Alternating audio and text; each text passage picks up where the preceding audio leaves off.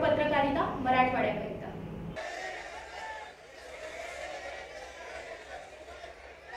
या गेल्या 13 वर्षामध्ये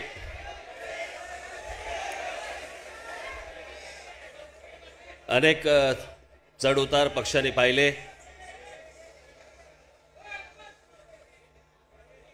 आणि ते चढउतार पक्ष पाहत असताना तुम्ही सर्वांनी मला निर्व्याज साथ दिलीत, त्याबद्दल मी मनपूर्वक आपला सर्वांचा आभारी आहे।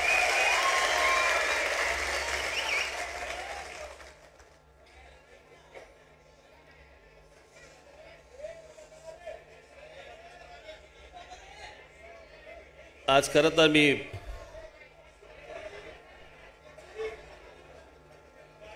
चोवीस तारखेला कोल्हापूरला बोललो होतो, त्याच्यानंतर मी आज बोलतोय।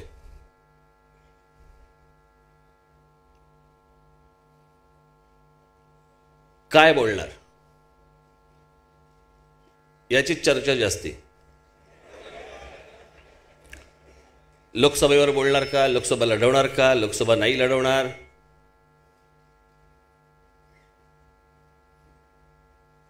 बरं मी गेल्या कित्येक दिवसात पत्रकारांना भेटलो पण नाही। साक्षीला समोर आहेत, वर्तमानपत्रांमध्ये आपले तेच ठरवतात।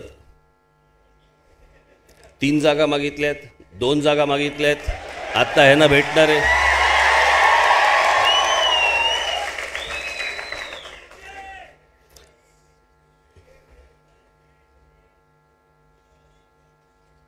मला जो काही निर्णय घ्यायचा असेल तो मी तुमच्यासमोर नंतर जाहीर करेन।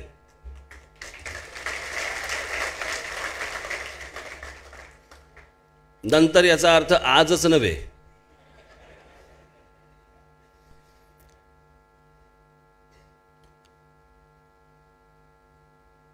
आज मी आपल्याशी काही गेल्या काही दिवसांमध्ये काही घडलेल्या घटना आणि इतर सर्व गोष्टी याबद्दल मी तुमच्याशी आज बोलणार आहे।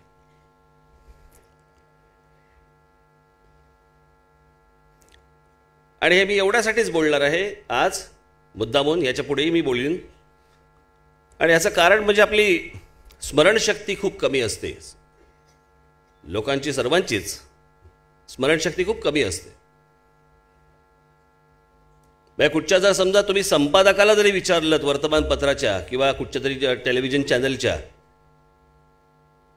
खास करून वर्तमानपत्राच्या, आणि सहज त्यांना विचारलं की बाबा एक 6 दिवसापूर्वीची तुमची हेडलाईन काय होती वर्तमानपत्राची, त्याला पण सांगता येणार नाही।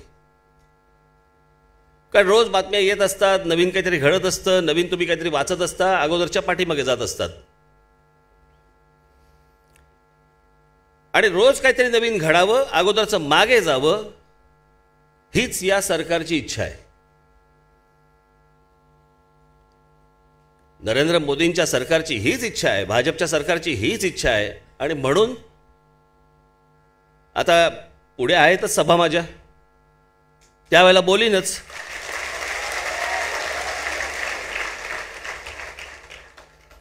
कारण गेल्या 5 वर्षात इतके विषय देऊन ठेवलेले आहेत, एका भाषणात काय होतंय आपलं।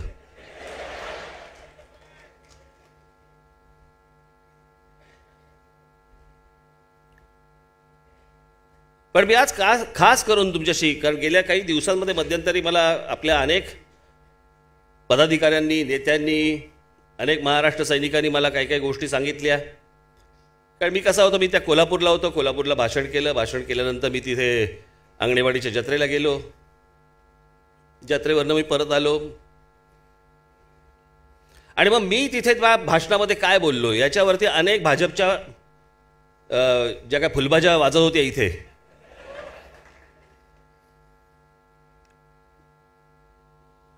कारण मी त्या काय ट्रोल बिलला भीक घालत नाही।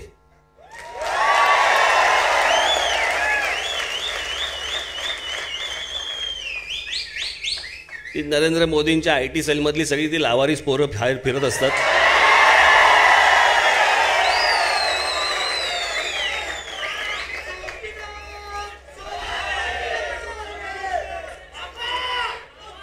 आणि मग इथे जे असतात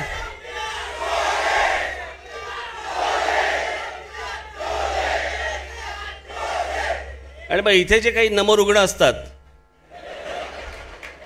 ते लगेच आपले आपले हे बघा काय काय आलंय, पाठवून द्या द्या ढकलून. हे सगळे गवंडी आहेत, गवंडी. ह्याने वीट दिली की ह्याच्याकडे द्यायची, पुढची वीट ह्याच्याकडे द्यायची, ह्याने दिली वीट की पुढे द्यायची वीट. आणि त्या फुलबाज्या खूप वाजल्याचं मला कळलं.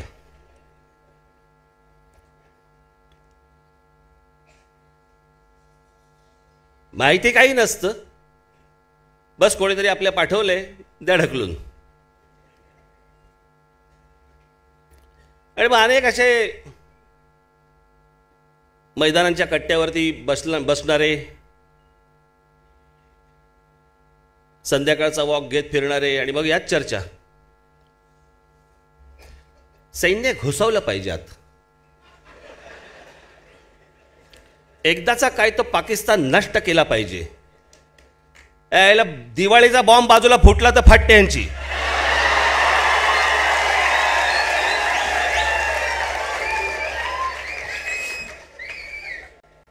आणि म्हणे युद्ध करायला चला. यातले बरेचसे युद्ध करायला चला वाले जे आहेत ना, हेच जास्ती म्हणतात सायलेन्स झोन झाला पाहिजे हा. आता उद्या समजा युद्ध झालं तर काय पाकिस्तानवाले बघणार आहेत, सायलेन्स झोन आहे, इथे नका टाकू, इथे नका टाकू, हा सायलेन्स झोन आहे. काय आता ना पत्ता काहीतरी आपलं फक्त मी काहीतरी बोललोय ना, मग त्याच्यावरती बोलायचं.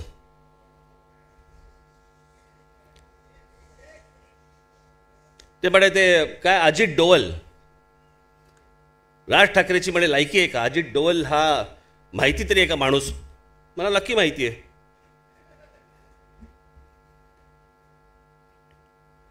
आणि प्रश्न असा आहे, मी काय म्हटलं की अजित डोवल यांची जर समजा चौकशी केली तर बऱ्याच गोष्टी आपल्याला समजतील. बरोबर आहे? मी हे तुम्हाला का सांगतोय? तुम्हाला काही जणांनी जर समजा भणभणून सोडलं असेल तर तुमच्याकडे उत्तर असायला पाहिजेत. मी आता हे मध्यंतरी का नाही बोललो? मध्यंतरी मला नांदगावकरांनी सांगितलं, बाळा नांदगावकरांनी सांगितलं, आमच्या इतर बाकी लोकांनी सांगितलं आपण बोललं पाहिजे. मी म्हटलं सगळ्या धुराळा बसू देत. ते बोलतायत मग आपण बोललो मग ते बोलतायत. मी म्हटलं ही काय बॅडमिंटन किंवा लॉन टेनिसची मॅच आहे का?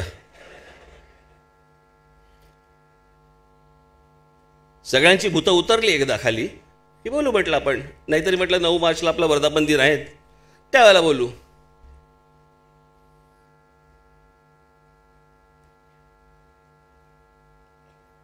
हे अजित डोवल कोण आहेत? राष्ट्रीय सुरक्षा सल्लागार. बरोबर?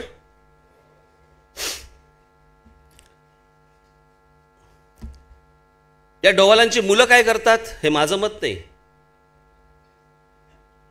हे कॅराव्हॅन नावाचं जे काही एक वेब पोर्टल आहे, प्रतिष्ठित वेब पोर्टल आहे, ज्या वेब पोर्टलवरती त्या अजित डोवल यांच्या मुलाने 1000 कोटीचा दावा केलाय. आता स्वतःची लायकी 1000 कोटीची हे त्यांनी ठरवली कशी मला माहित नाही.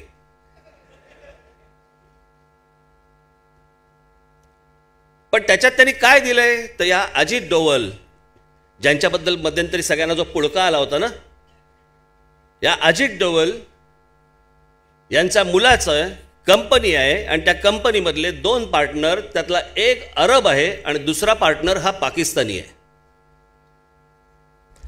दाखवा रे जरा ते.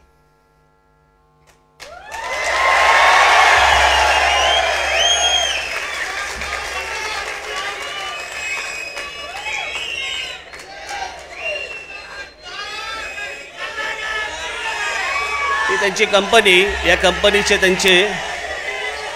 कंपनीचे 2-3 पार्टनर त्यांचे दुसऱ्या एकाचे. ते बंद कर.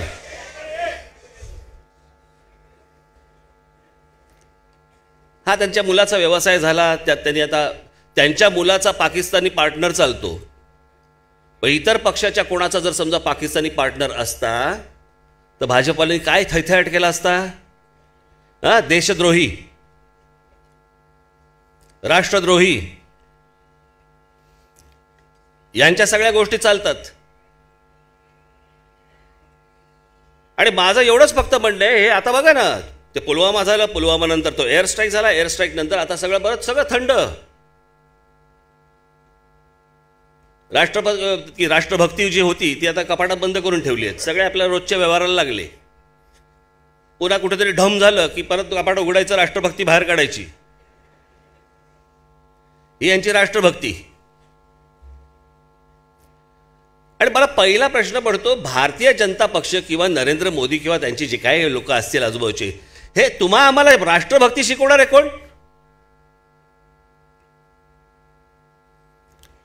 जर हेच नरेंद्र मोदी जर समजा राष्ट्रभक्त असते तर त्या काहीही कार्यक्रम नसताना, प्रोग्राम ठरलेला नसताना हवेतल्या हवेत विमान वळवून लाहोरला त्या नवाज शरीफच्या वाढदिवसाला केक भरवायला का गेलात तुम्ही तिकडे?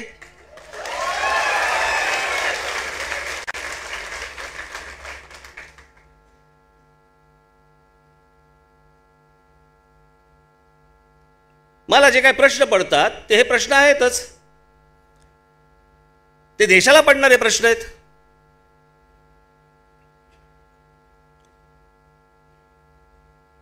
पुलवामाचा हल्ला कधी झाला? काय 14 तारखेला ना, 14 फेब्रुवारीला झाला, बरोबर. 29 डिसेंबरला बँकॉकमध्ये अजित डोवल आणि पाकिस्तानचे राष्ट्रीय सल्लागार, सुरक्षा सल्लागार, काय त्यांचं नाव काहीतरी आहे, दाखवते, त्यांची 27 डिसेंबरला थायलंडमध्ये एक गुप्त बैठक झाली. कशासाठी झाली, का झाली? आणि मग त्यांच्या असं लक्षात आलं की हे इस्लामाबादमधनं किंवा त्या तिकडनं पाकिस्तानातनं ही बातमी बाहेर पडणार, त्याच्याऐवजी आपण बातमी बाहेर काढू.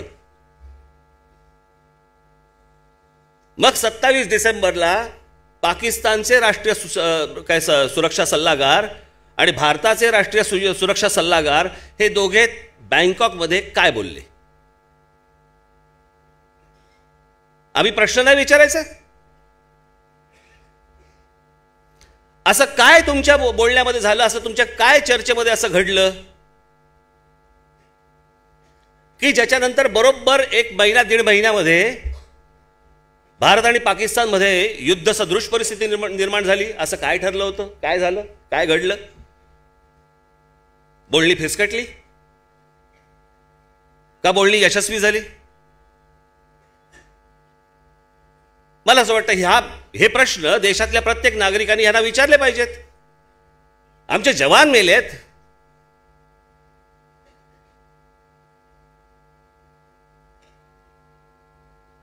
या देशातली 40-40 कुटुंब एका वेळेला, एका क्षणाला उद्ध्वस्त होतात.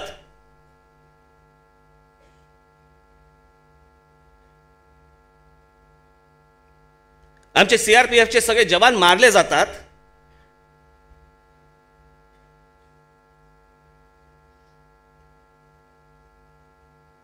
त्यांची पत्नी, त्यांची मुलं ही टाहो फोडत असतात.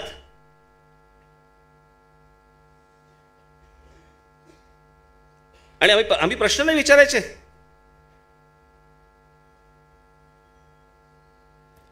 तुम्हाला आठवत असेल, कल्याण डोंबिवली महानगरपालिकेची निवडणूक होती आणि त्या 2015ची गोष्ट, कल्याण डोंबिवली महानगरपालिकेची निवडणूक होती आणि पत्रकार परिषदेला मी तिकडे गेलो असताना मी तिकडे असं म्हटलं होतं की 2019च्या अगोदर हे सरकार, नरेंद्र मोदी आणि हे सरकार युद्ध सदृश परिस्थिती निर्माण करतील. बोललो होतो, आठवतंय तुम्हाला? व्हिडिओ पाहिलाय? मी ज्योतिषी नाही. हे इतके प्रेडिक्टेबल आहेत की ह्यांना हे काय काय करू शकतात, हे काय काय घडवू शकतात.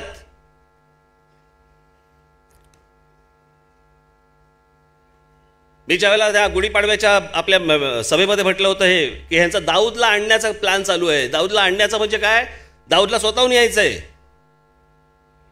पण हे दाखवणार असं, सांगणार असं की बघा आम्ही दाऊदला आणला. मग तो विषय बंद केला. मग मी ज्यावेळेला म्हटलं की हे राम मंदिराचा विषय आणतील, त्याच सभेमध्ये बोललोय, राम मंदिराचा विषय आणतील आणि या देशामध्ये दंगे घडवतील. चाचपणी करून पाहिली, काही होईना. मग आता निवडणुकीच्या तोंडावर करायचं काय? हा हल्ला असाच कसा घडतो? मी हे तुम्हाला आत्ता एवढ्यासाठी सांगतोय, तुमच्या कदाचित डोळ्याखालनं ही गोष्ट गेलेली असेल, तुमच्या कानावरनं ही गोष्ट गेलेली असेल, परंतु आपण पटकन त्या गोष्टी विसरून जातो, कारण पुढची काहीतरी बातमी येते.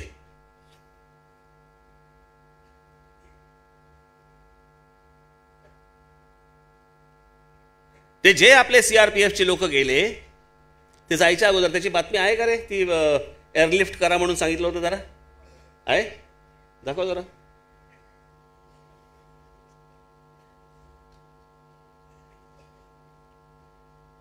हे CRPFचे आपल्या लोकांनी अगोदर त्यांना सांगितलं होतं, या सगळ्यांनी, की ह्यांना एअरलिफ्ट करा, ह्यांना गाडीने पाठवू नका. हा इंटेलिजन्स फेल्युअर नाही आहे. याचं कारण दुसरी जी इंटेलिजन्सची नोट आली होती, ती दाखव, हे बघा, त्यात त्यांनी दिलं होतं की त्या संपूर्ण रस्त्यावरती धोका आहे, हल्ला होण्याची शक्यता आहे, नीट तुम्ही तिकडे साफ पहिलं करा. नाही झालं. एवढी सगळ्या गोष्टी झाल्यानंतर आम्ही प्रश्नही नाही विचारायचे, आम्ही शंकाही व्यक्त नाही करायची. आमच्या देशाचे जवान मारले जात आहेत, हकनाक मारले जात आहेत.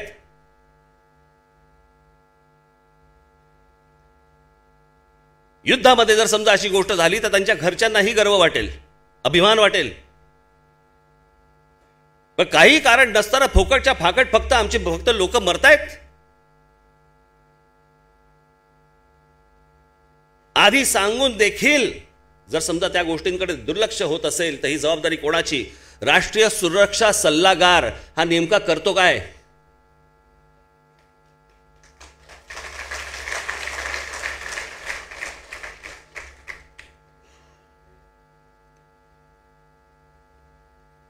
तो कसला सल्ला देतो?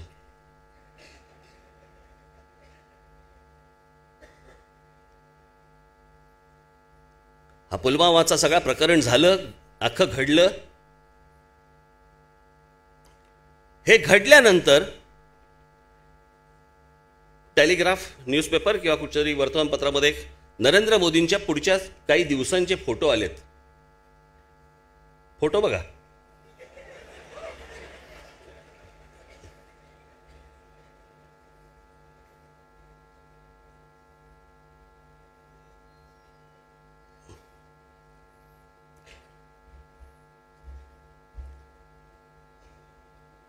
आहेत का रे?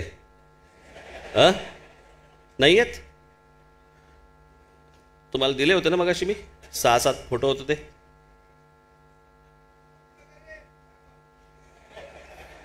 ते काय घाबरणार? ते मीच दिलेत त्यांना. असो, येतील ते, तुमच्याकडे असेल तर दाखवतील ते.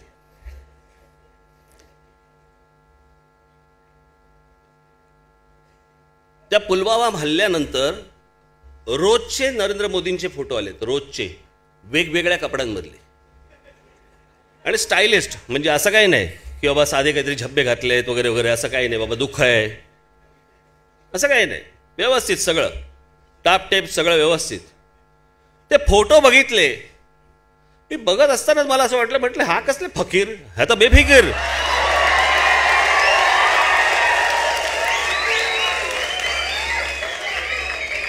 अशा माणसाला फकीर म्हणतं का कोणी?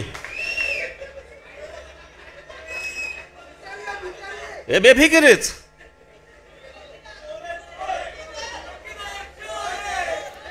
मी ज्या वेळेला तिथे 24 तारखेला कोल्हापूरला बोललो आणि कोल्हापूरला मी सांगितलं, म्हटलं बघा पुढच्या काही दिवसामध्ये अजून एक मोठी घटना घडवतील. 26 तारखेला एअर स्ट्राईक झाला. तो 26 तारखेला एअर स्ट्राईक झाला. आपला वैमानिक अभिनंदन हा तिकडे पडला गेला. मग तिकडच्या काही स्थानिकांनी त्याला तिथे मारला. मग तिथे पाकिस्तानच्या लोकांनी त्याला धरला त्यावेळेला आणि मग घेऊन आले. हे झाल्या हे पहाटे झालं, 3-3:30ला झालं. लगेच भाजपवाल्यांकडनं सुरू. 250 माणसं मारली, 300 माणसं मारली, 400 माणसं मारली. पहिले बोलले अमित शाह. ते काय को पायलट होते का? किंवा मी विमान चालवतोय, तू जरा खाली मोज माणसं.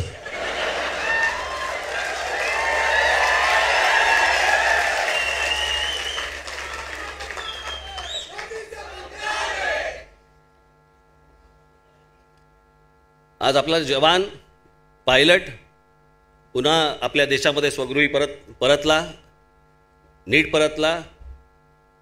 पाकिस्तानने त्याला आपल्याकडे पाठवलं, परत दिलं.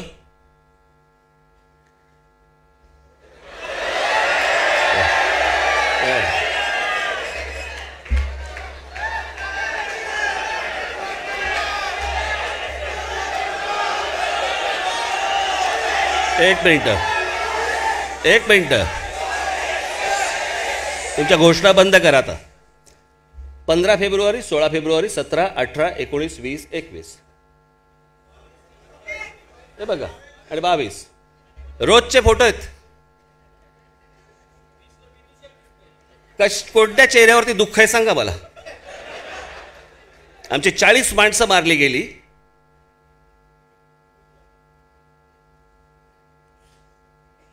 चाळीस परिवार उद्ध्वस्त झाले. आणि नंतर याच्यानंतर कुठे गेले? ते कोरियात गेले, शांततेचा पुरस्कार घेतला. मला आतापर्यंत फक्त हे फिल्मफेअर आणि स्क्रीन अवॉर्डलाच माहिती होतं की अशी अवॉर्ड मिळतात म्हणून.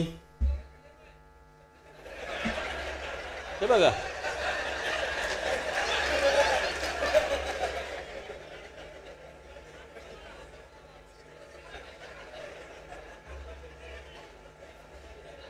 यांना जर विचारलं असतं ना शेजारच्यांना कोणाला अवॉर्ड दिला, कोण होता कोण.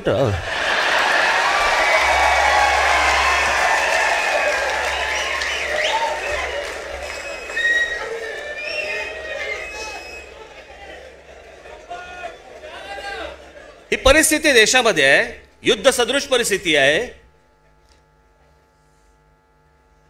आणि हे गेले कोरियामध्ये अवॉर्ड घ्यायला. जसं नोटबंदी झाल्या नोटबंदी केल्या जपानमध्ये गेले होते दुसऱ्या दिवशी पंतप्रधान, आणि जपानमध्ये भाषण केलं. बघा कशी भारतीयांची वाट लावून आलो की नाही.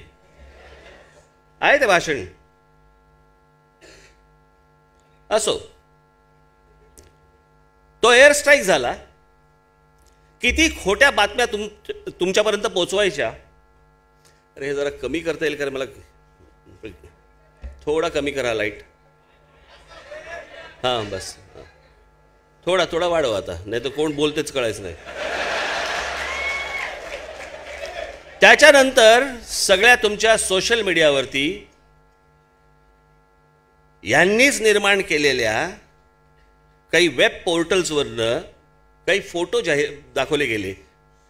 भाई गंमत बघा, जे बिफोर आहे ते आफ्टर म्हणून दाखवलेत आणि आफ्टर आहेत ते बिफोर म्हणून दाखवलेत. आणि 1000 किलोचा म्हणे बॉम्ब टाकला. बॉम्ब टाकले, आपल्या पायलट्सनी बॉम्ब टाकले. हो टाकले. मी तुम्हाला एक युद्धाचं एक गोष्ट सांगून ठेवतो. जे आपले पायलट्स असतात, जे आपले विमानं चालवतात, किंवा आर्मीचे लोक असतील किंवा नेव्हीचे लोक असतील, या सर्वांना तुम्ही ज्या वेळेला एखादं टार्गेट देता, एखादी गोष्ट ज्यावेळेला देता, एखादी माहिती ज्यावेळेला देता, त्यावेळेला ते काम करून येतात.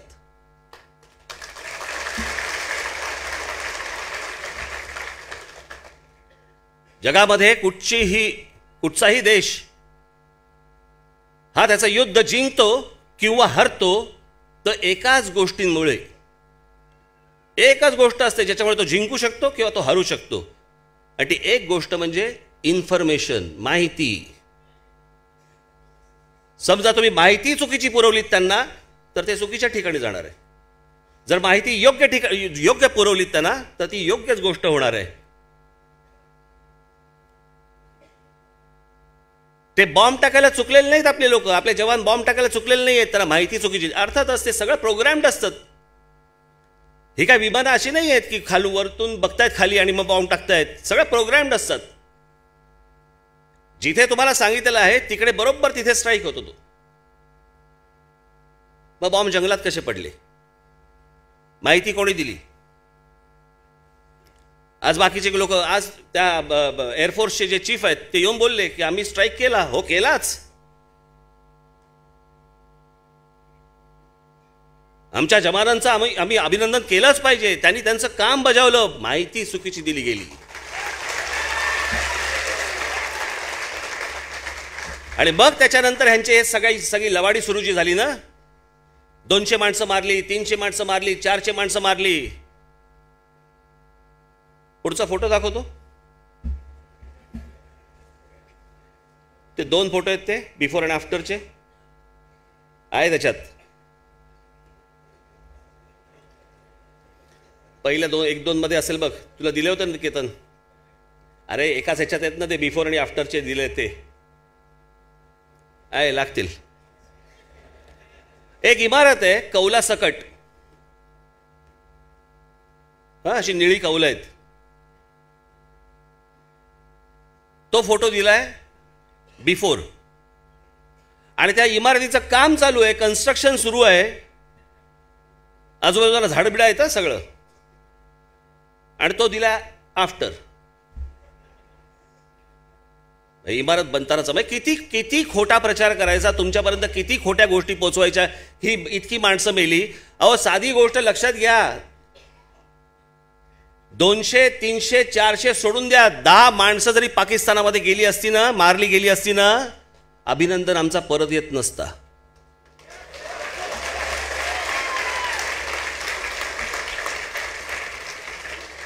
इम्रान खान निर्णयच घेऊ शकत नाही. तर त्या देशाने उभा जाळला असता त्याला. तुमच्याकडची जर समजा, आपल्याकडची माणसं जर समजा इतकी मेली असती, आपण केला असता का परत वैमानिक परत केला असता? मग त्यांच्याकडची जर समजा 200, 250, 300 आणि 400 माणसं जर समजा मेली असती, हे जे तुम्ही सांगताय, आपला वैमानिक परत देतील का हो?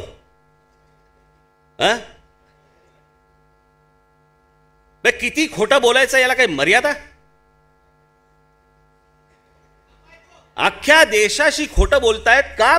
खोटं बोलतायत कारण ह्यांना निवडणूक जिंकायची आहे. निवडणुकीमध्ये आमच्या जवानांचा वापर करायचा आहे.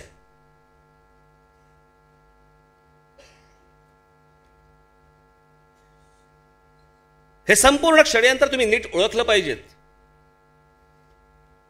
मी आत्ता काही गोष्टी तुमच्यासाठी आणल्यात. त्याच्यात त्या एअर स्ट्राईक नंतर आता कुठेतरी बोलताना नरेंद्र मोदी म्हणाले की आमच्याकडे जर राफेल असतं, हे बघा कसे, आमच्याकडे जर राफेल असतं तर वेगळीच गोष्ट झाली असती. म्हणजे तुम्ही आमच्या वैमानिकांचा अपमान करताय. साहस करने का ताकत रखता है ना, उससे ज्यादा साहस करने का ताकत व्यापारी रखता है. एक मिनिट, हे नाही राफेलचं आहे बघ.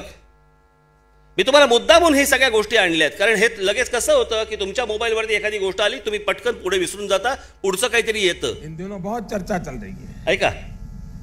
और एक स्वर उठ रहा है, राफेल की कमी आज देश ने महसूस की है. आज हिंदुस्तान एक स्वर में कह रहा है कि अगर हमारे पास आज राफेल होता तो शायद इससे भी नतीजा कुछ और होता.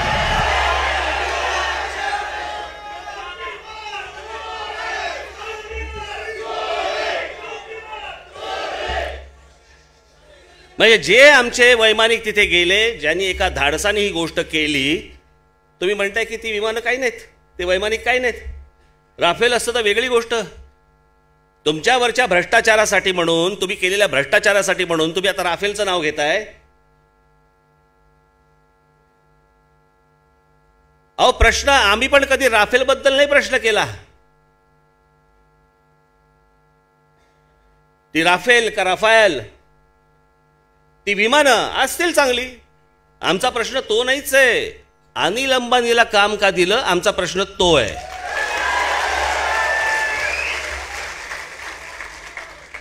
ज्यावेळेला भारतीय जनता पक्ष विरोधामध्ये होती, विरोधी पक्षामध्ये होती,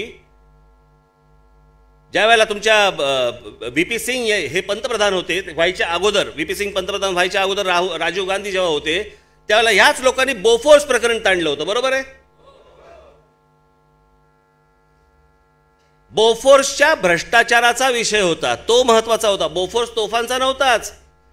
ज्या वेळेला कारगिल युद्ध झालं आपल्याकडे त्यावेळेला त्या कारगिलमध्ये सर्वात जास्ती जी आपल्याला मदत झाली मोठ्या प्रमाणावरती ती त्या बोफोर्स तोफांचीच झाली. सो प्रश्न हा तोफेवरचा नव्हता, प्रश्न हा राफेल या विमानावरचा नाहीये. अनिल अंबानीला ह्याचं काम का दिलं? अनिल अंबानीला याच्याकडे कोणता असा अनुभव आहे? अशी कोणती तुमची फक्त मैत्री, हे फक्त काम देण्याचं, हजारो कोटीचं काम देण्याचं आणि 500-550 कोटीचं विमान, मग त्याच्यामध्ये ह्यांचे लगेच लावारीस पोरं निघतात नाही का ती? की आता इतक्या दिवसात काँग्रेसने केलं होतं, मग काँग्रेसने केल्यानंतर मग इतक्या वर्षांमध्ये एवढा फरक तर पडणारच आहे थोडासा पैशामध्ये, थोडासा 1000 कोटीचा. आत्ता 5 वर्षापूर्वी गेले ना काँग्रेसवाले. तुम्ही आता हे 2 वर्षामध्ये हे सगळ्या गोष्टी करायला सुरुवात केलीत, म्हणजे त्याच्या अगोदरची समजा 3 वर्ष पकडली, 3 वर्षामध्ये 550 कोटी रुपयांच्या विमानाची किंमत 1600 कोटी रुपये होते. मग काँग्रेस काय सांगाडा घेत होती का फक्त?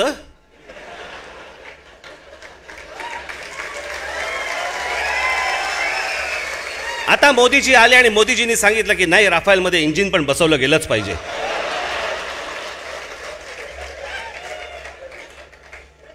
मग वाढणार किंमत. काय साला येडा बनवायला काय आहे की नाही लिमिट? आणि हे जे दाखवत आहेत ना दुःख बिख्ख जे काही गोष्टी सांगतायत ना,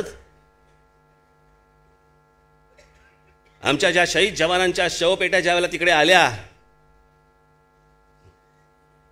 त्यावेळेला अगदी एक चेहरा बिरा पाडून सगळ्या शोभे त्या दिवशी. त्याच्यानंतर ते याच नरेंद्र मोदींना आपल्या भारतीय जवान यांच्याबद्दल काय वाटतं हा फक्त एक 5-7 सेकंदाचा फक्त व्हिडिओ बघा. सेना में एक जवान जितना साहस करने का ताकत रखता है ना, उससे ज्यादा साहस करने का ताकत व्यापारी रखता है.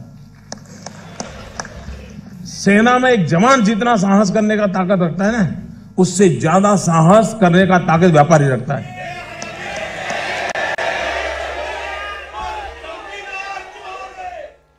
हे खरं स्वरूप आहे यांचं.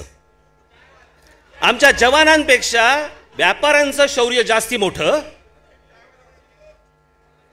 मग एकदा आपण सगळ्या व्यापाऱ्यांना बोलवू आणि सांगू आपण चला सरहद्दीवर.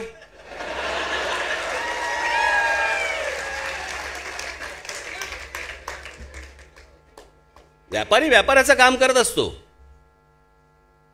पण आमच्या जवानापेक्षा तो जास्ती रिस्क घेतो, त्याच्यापेक्षा त्याच्याकडे जास्ती शौर्य व्यापाऱ्याकडे जास्ती असतं, असं एक माणूस पंतप्रधान बोलू शकतो?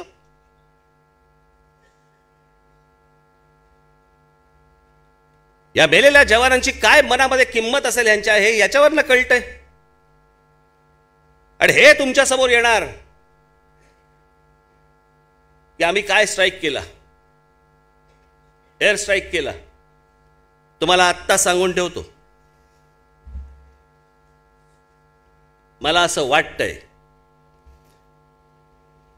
पुढच्या महिन्यात, 1.5 महिन्यात, 2 महिन्यात, निवडणुकीच्या मध्यात असाच एक पुलवामासारखा हल्ला घडवला जाईल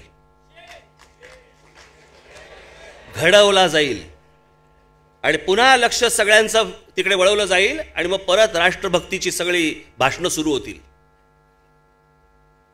कारण ह्यांना कळलेलं आहे की आपण ज्या ज्या काही गोष्टी बोललेलो आहोत ह्या सगळ्या फेल गेलेल्या आहेत, सगळ्या अपयशी ठरलेल्या आहेत. मग ते मेक इन इंडिया असेल, स्टार्टअप इंडिया असेल, 2 कोटी रोजगाराच्या गोष्टी असतील वर्षाला, नाही तर इतर सगळे जे काही ते आता माझ्या पुढच्या भाषणांमध्ये येतीलच सगळ्यांचे वावडे. परंतु या सगळ्या गोष्टींसाठी म्हणून दाऊदला वापरता नाही आला, राम मंदिर वापरता नाही आलं. आता ते राम ते आहेत ना हिंदूचे, त्यांच्याकडे सगळे राफेलचे पेपरच चोरीला गेले. का देश आहे का काय गंमत? म्हणजे मला असं वाटायचं 70-80च्या दशकातले हिंदी चित्रपट पाहिल्यावरती हे काही दाखवतात, आता वाटतं खरं आहे.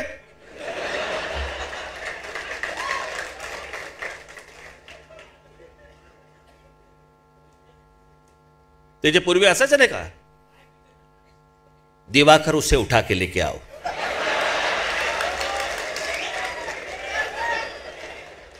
वो पेपर उनके हाथ में नहीं मिलने चाहिए. मला लगेच सगळे टी शर्ट बिशर्ट घालून सगळे चालायचे ना अँबॅसेडरमधनं. मला वाटायचं बाबा काहीतरी अतिरंजित आहे, आता वाटतं खरं आहे.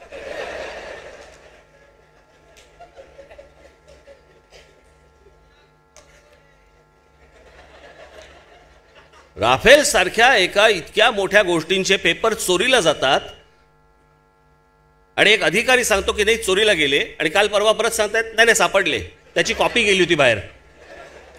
आणि ते हिंदूचे एन राम त्यांच्याकडे त्या वर्तमानपत्रामध्ये या सगळे पेपर्स आले, आणि मग त्यांच्यावर ढकलण्यासाठी म्हणून चोरीला गेले. म्हणजे त्यांनी चोरले. चोरीला गेले कसे तुमच्या डिपार्टमेंटमधनं? बाहेर पडले कसे?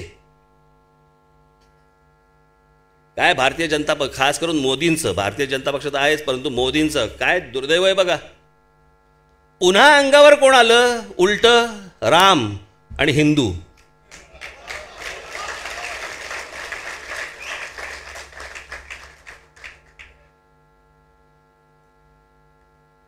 बाबांनो, या सगळ्या गोष्टी मी तुम्हाला एक चित्रपट सांगून ठेवतो. तो एका श्रीनिवासन राजीव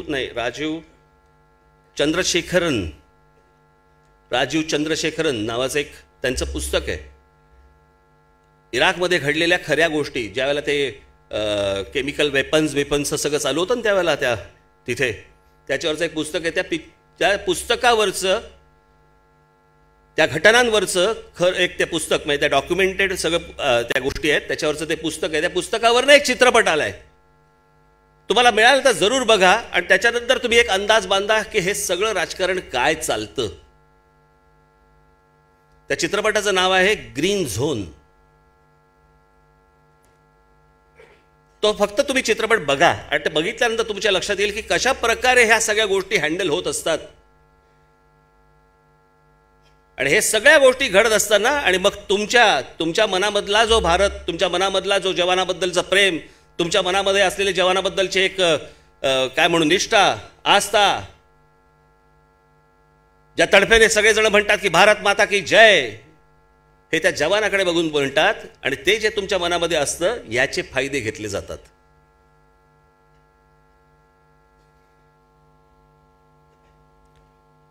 मी तुमच्यासमोर अजून एक काही गोष्टी समोर ठेवणार आहे.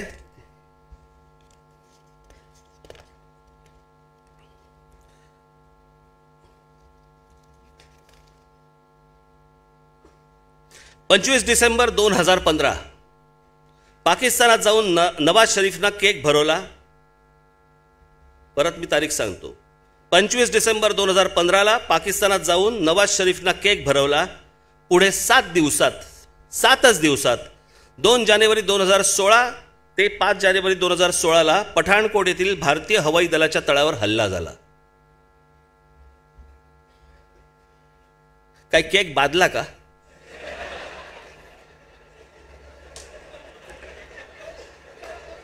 काय झालं? हात धुतले नव्हते का? असं काय घडलं? भरवल्या ओकले आपले आमच्याकडे येऊन इतक्या पटकन. पठाणकोट हल्ल्यानंतर 3 महिन्यात एप्रिल 2016 आसाम आणि पश्चिम बंगाल येथे विधानसभेच्या निवडणुका झाल्या, आणि मे मध्ये तामिळनाडू आणि पॉंडिचेरी आणि केरळच्या निवडणुका झाल्या. किती दिवसात? 3 महिन्यात. उरी हल्ला 18 सप्टेंबर 2016. पुढे 5 महिन्यात म्हणजे फेब्रुवारी 2017 मध्ये उत्तर प्रदेश, उत्तराखंड, पंजाब आणि गोवा येथे विधानसभेच्या निवडणुका झाल्या. 27 जानेवारी 2015 पंजाबमधल्या गुरदासपूर येथील पोलीस ठाण्यावर हल्ले झाले, आणि पुढे 10 दिवसात दिल्ली विधानसभेच्या निवडणुका झाल्या. डोकलाम आठवतं का तुम्हाला? डोकलाम, मला वाटलं ते डोकळ्याशी संबंधित काहीतरी, पण ते डोकलाम होतं. भारतातल्या माझ्या अनेक सहकाऱ्यांशी मी बोललो. मलाही कळत नव्हतं ते ढोकला आहे कुठं. ते आहे आपल्या त्या काय हो कुठचा प्रदेश, भूतानमध्ये. भारत आणि भूतानच्या बॉर्डर आहे ते भूतानमध्ये, परंतु भूतानची जबाबदारी आपल्यावरती असल्यामुळे, लष्कराच्या पासून सगळी गोष्ट आपल्याकडे असल्यामुळे तिथे ते काहीतरी चायनीज आर्मीचे लोक वगैरे घुसले, मग आपले लोक घुसले, मग ते बरेच दिवस सगळं चालू होतं. आठवतं ना तुम्हाला? खूप दिवस सुरू होतं. आणि मग त्याच्यानंतर एक या सगळ्या फुलबाज्या आणि सगळी लावारीस पोरं सुटली होती.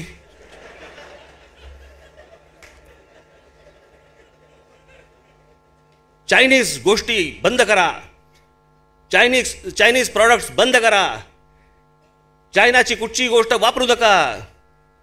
मग सगळ्या दुकानदारांना धमक्या की चायनीज हे घेऊ नका, चायनीज ते करू नका. संध्याकाळी चायनीज खात होते. ए नीट बनव रे, मस्त बनव आहे नूडल बिडल.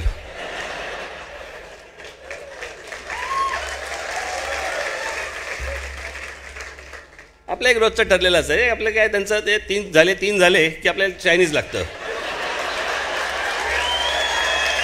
मग यांचं हे रात्रीचं हे चालू. पण चायनीज प्रॉडक्ट बंद करा, चायनीज गोष्टी बंद करा, चायनीज गुड्स वापरू नका वगैरे वगैरे वगैरे चालू होतं. आठवतंय तुम्हाला? आता मला प्रश्न आहे, वल्लभभाई पटेलांचा पुतळा कुठून बनून आला? मग येडे का बनवताय आम्हाला तुम्ही? म्हणजे हे ज्या वेळेला इथे सगळं सुरू होतं त्यावेळेला वल्लभभाई पटेलांचा पुतळा तिथे बनवणं सुरू होतं, बरोबर की नाही? मग एकदा आम्हाला कळू तर दे, दुश्मन कोण आहे? आमच्या घरातच आहे का बाहेरचा आहे?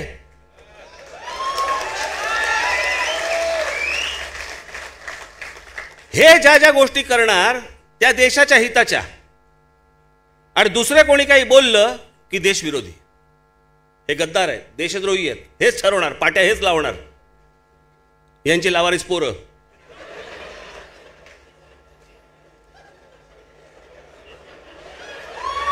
खरं आहे.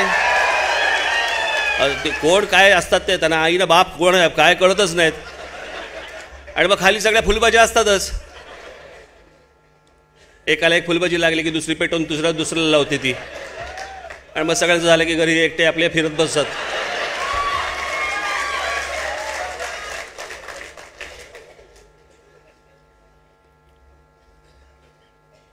मला माहीत नव्हतं ते काय. मी काय ते बघत नाही, ट्रोल बिल वगैरे बघत नाही. मी आपले माझे व्यंगचित्र पण मी आपलं देतो ढकलून. नंतर काय करायचं करा. नंतर आपलेच लोक अनेकदा काम करतात त्याच्यावरती. एक गोष्ट सांगून ठेवतो, पण मुद्द्याने उत्तर मिळणार असेल चालेल, हलकासा विनोद असेल तरीही चालेल, विनोदही चालेल. पण परत आपल्या कुठच्याही गोष्टींवरती जर समजा कोणी शिव्या घातल्या, घराबाहेर काढून मारायचे.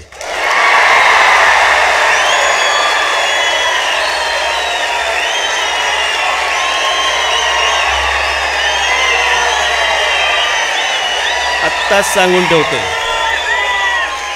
सरकारने आणि पोलिसांनी याची नोंद घेऊन ठेवावी.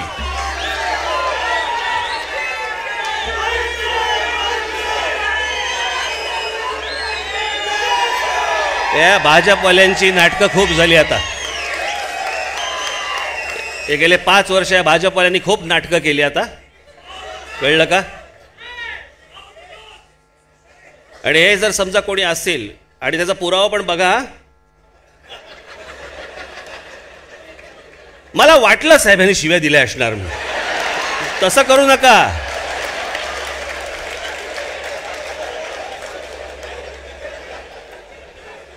त्या असल्या काही गोष्टी करू नका, कळलं का? त्याचे पुरावे तुम्हाला समोर सापडतातच, ते असतातच. परंतु ही गोष्ट नाही सहन करता कामा तुम्ही. आणि जे ढकले असतील ना त्यांच्यावर पण नजर ठेवा.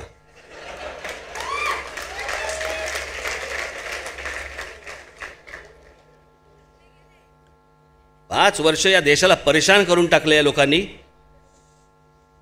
ते हिंदीतले रवीश कुमार असू देत, नाहीतर इथे अनेक लोक असू देत, अनेक पत्रकारांना ह्या प्रकारचे सगळे शिव्या जातात. ते बिचारे पत्रकार पडतात, ते काय ही असली गोष्ट भूमिका घेऊ शकणार नाहीत. म्हणून आमच्या वाट्याला येतं.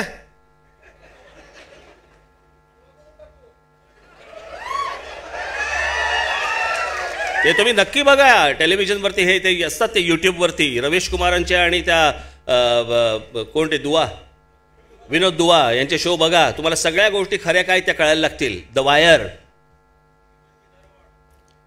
हे सगळं बघा तुम्ही. आणि बाकीचे ते काय, ते सगळे बाकीचे टेलिव्हिजनचे पत्रकार बंद करून टाकलेले आहेत. मी मध्यंतरी विचार करत होतो ते चाटे क्लासेस बंद कसं झालं. नंतर कळलं मला ते दिल्लीत सुरू झालं. दिल्लीतले आपले ह्यांचे पत्रकार सगळ्या चॅनलचे चाटे क्लासेस चालू आहे आपले.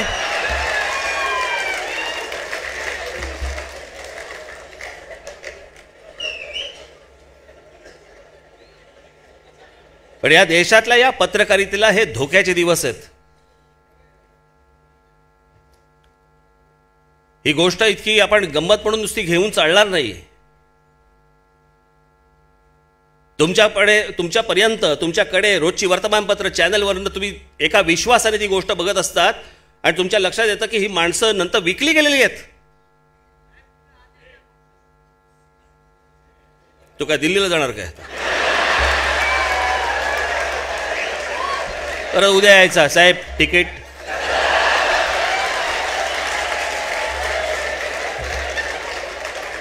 इथलं बघू आपण आपलं.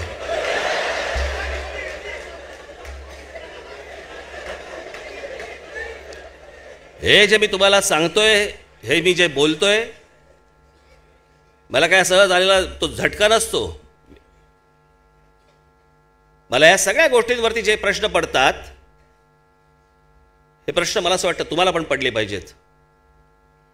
तुमच्याशी ज्यावेळेला लोक बोलतात त्यावेळेला तुम्ही हे त्यांना बोललं पाहिजे, तुम्ही हे त्यांना सांगितलं पाहिजे की काय चाललंय.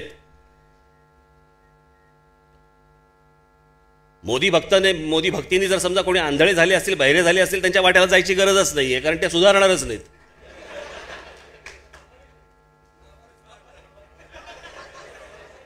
नाही ते लावारिस कार्टी तिथून ती पाठवतात ना ती.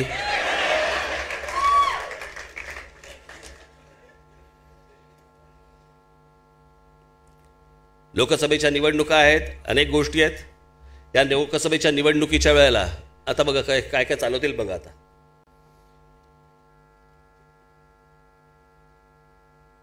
अजून आचारसंहिता लागायची आहे, अजून आमची चर्चा चालू आहे, बोलणं सुरू आहे या सगळ्या गोष्टींमध्ये. आमच्या आपल्यातच पक्षात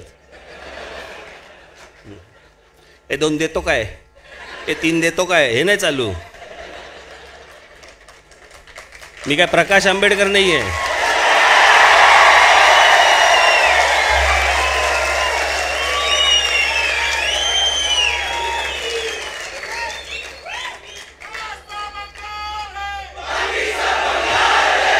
ते प्रकाश आंबेडकर आणि ते ओवेसी कुठून बघायचं तेच कळत नाही माहिती नाही. या बाजूने इथून बरोबर दिसतं का, इथून बरोबर, कोणाच्या बाजूचे हे अजूनपर्यंत कळत नाहीये. कळेलच थोड्या दिवसात अर्थात. परंतु ह्या लोकसभेच्या साठी म्हणून जो काही निर्णय जो निर्णय सांगीन तो महाराष्ट्र हिताचा असेल, तुमच्या हिताचा असेल, देशाच्या हिताचा असेल.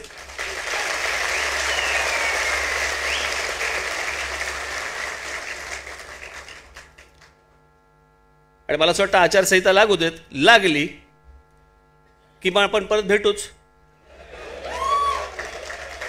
आणि मग तेव्हा तुम्ही काय करायचंय हे तुम्हाला निश्चित सांगितलं जाईल. परंतु मी आज गेल्या काही 15-1 दिवसामध्ये मी काही बोललो नव्हतो. जे तुमच्या मनामध्ये पण ज्या काही गोष्टी खतखतत होत्या त्या मला असं वाटतं आज तुमच्याशी बोलणं हे आवश्यक होतं, गरजेचं होतं. म्हणून मी या सगळ्या गोष्टी तुमच्यासमोर आज मांडल्यात. विसरू नका, हे जे काय मी तुम्हाला सांगितलंय ना, ह्या सगळ्या गोष्टी तुम्ही विसरू नका. आणि महाराष्ट्रातल्या जनतेपर्यंत ह्या सगळ्या गोष्टी, मला माहीत आहे टेलिव्हिजन चॅनलवरती आता किती ते दाखवत असतील, काय असतील ते असेल, परंतु ह्या गोष्टी तुम्हीही पसरवा, तुम्ही लोकांपर्यंत जा आणि हे लोकांना तुम्ही नीट समजवून सांगा की काय नक्की राजकारण चाललंय आणि काय घडतंय राजकारण या महाराष्ट्रात आणि देशामध्ये. एवढं फक्त तुम्ही सांगा. पुन्हा एकदा मी आपल्या सर्वांना, मी आपल्या 13व्या वर्धापन दिनाच्या मी मनपूर्वक तुम्हाला सर्वांना शुभेच्छा देतो. आपणा सर्वांना निरोगी दीर्घायुष्य मिळो अशी आई जगदंबेचरणी प्रार्थना करतो आणि आपणा सर्वांची मी रजा घेतो. धन्यवाद. जय हिंद, जय महाराष्ट्र. सबस्क्राईब करा आमचे चॅनल आणि बेल आयकॉनवर क्लिक करा. भेटूया पुढील भागात. मराठवाडा टीव्ही, गर्भसंत भूमीचा आवाज मराठवाड्याचा.